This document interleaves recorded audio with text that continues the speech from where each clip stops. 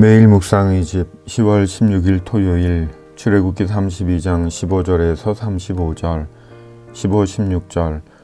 모세가 돌이켜 산에서 내려오는데 두 증거판이 그의 손에 있고 그 판의 양면 이쪽 저쪽에 글자가 있으니 그 판은 하나님이 만드신 것이요 글자는 하나님이 쓰셔서 판에 새기신 것이더라.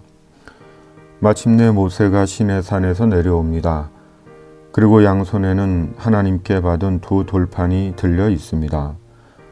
하나님께서 만드시고 직접 쓰신 말씀의 돌판입니다. 그런데 밑으로 내려올수록 산 아래 이스라엘 진중에서 이상한 시끄러운 소리가 들립니다. 그리고 마침내 이스라엘 백성들이 하나님이라고 만든 금송아지 앞에서 춤추고 노래하며 소리 지르는 것을 목격합니다. 그 순간 모세의 눈이 뒤집힙니다. 그리고 하나님의 두 돌판을 산 아래로 던져 깨뜨리고 금송아지 우상을 불살라 부수고 가루로 만들어 물에 타 백성들에게 마시게 합니다. 실로 참담한 광경 앞에 모세는 참을 수가 없었고 하나님의 두 돌판을 내던진 것입니다. 살면서 화가 나는 일이 있습니다. 세상 사람 중에 분노하지 않는 사람은 없습니다. 그러므로 사람에게 분노는 자연스러운 반응이고 사람의 본래적인 속성입니다. 그런데 문제는 분노가 조절되지 않을 때 상황을 더 악화시킬 수 있고 또 다른 분노를 유발시킬 수 있으며 더 큰 상실과 파괴를 가져올 수 있다는 것입니다. 그러므로 분노를 잘 다스리는 것이 더 중요한 것입니다. 왜냐하면 분노에 대한 지혜로운 통제는 자신을 성숙과 진보, 풍부의 길로 인도하기 때문입니다. 분노의 양면성이란 생각이 듭니다. 그리고 분노를 다스리는 길이 훈련입니다. 훈련되지 않으면 분노를 조절하고 통제하기가 어렵습니다. 그러므로 훈련이 필요합니다. 말씀의 훈련, 기도의 훈련, 학습과 나눔의 훈련, 기억의 훈련, 침묵의 훈련, 기다림의 훈련, 그리고 훈련 가운데 행하시는 성령의 도우심으로 분노를 다스리고 생산적인 기회로 삼습니다. 21, 22절. 모세가 아론에게 이르되 이 백성이 당신에게 어떻게 하였기에 당신이 그들을 큰 죄에 빠지게 하였느냐. 아론이 이르되 내 주여 노하지 마소서. 이 백성의 악함을 당신이 아나이다. 25절.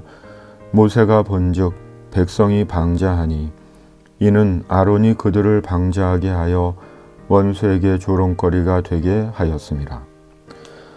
백성에게 책임을 전가하는 아론은 참 비겁한 사람입니다. 아론은 이스라엘 백성들을 우상 숭배에 빠지게 했고 방자하게 만들었으며 원수의 조롱거리가 되게 했습니다. 곧 하나님에 대한 신앙을 왜곡시켰고 주의 성도들을 범죄하게 했습니다. 그러기에 아론은 제사장 자격이 없는 사람입니다. 실은 자기가 책임을 지고 대제사장직을 내려놓는 것이 옳을 듯합니다. 그럼에도 하나님은 아론은 놔두시고 백성들을 엄히 심판하십니다. 참으로 하나님의 판단은 사람이 알 수가 없습니다. 때론 이해할 수 없고 불공평해 보이는 경우도 있습니다. 그러나 하나님의 판단과 행하심은 언제나 옳으십니다. 왜냐하면 하나님은 공의와 정의의 하나님이시기 때문입니다. 그리고 누구라도 예외 없이 반드시 죄의 값을 물으십니다. 은근슬쩍 넘어갈 수 없고 스스로 합리화시킬 수 없습니다. 어쩌면 아론의 두 아들의 죽음은 이런 사실에 대한 반증인지도 모릅니다. 그러므로 자기 책임은 자기가 지고 용서를 구할 것은 용서를 구하고 새로이 시작해야 하는 것입니다. 자신과는 전혀 무관한 것처럼 구는 것은 하나님과도 무관한 자기 자신을 스스로 보여주는 것입니다. 30절에서 34절. 이튿날 모세가 백성에게 이르되 너희가 큰 죄를 범하였도다. 내가 이제 여호와께로 올라가노니 혹 너희를 위하여 속죄가 될까 하노라 하고, 모세가 여호와께로 다시 나아가 여짜오되 슬프도소이다.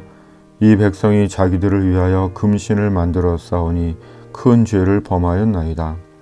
그러나 이제 그들의 죄를 사하시옵소서. 그렇지 아니하시오면 원하건대 주께서 기록하신 책에서 내 이름을 지워버려 주옵소서.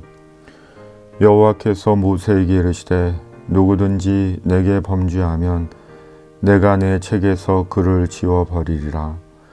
이제 가서 내가 네게 말한 곳으로 백성을 인도하라. 내 사자가 내 앞서 가리라.